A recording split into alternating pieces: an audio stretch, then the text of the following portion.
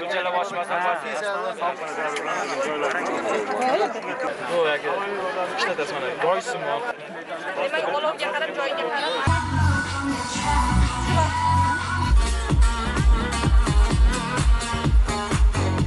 faqat jonajon vatanimizni manfaati uchun harakat qilamiz.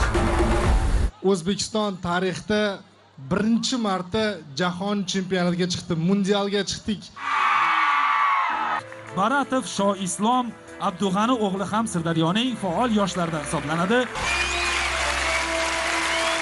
Sirdaryo yoshlari!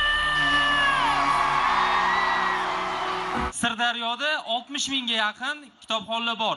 Shuni 100 ming qila olamizmi?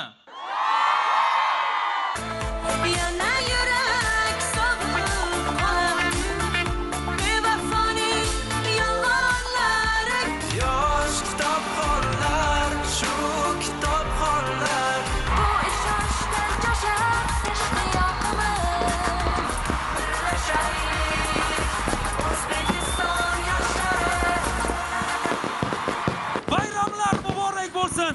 Sirdaryo!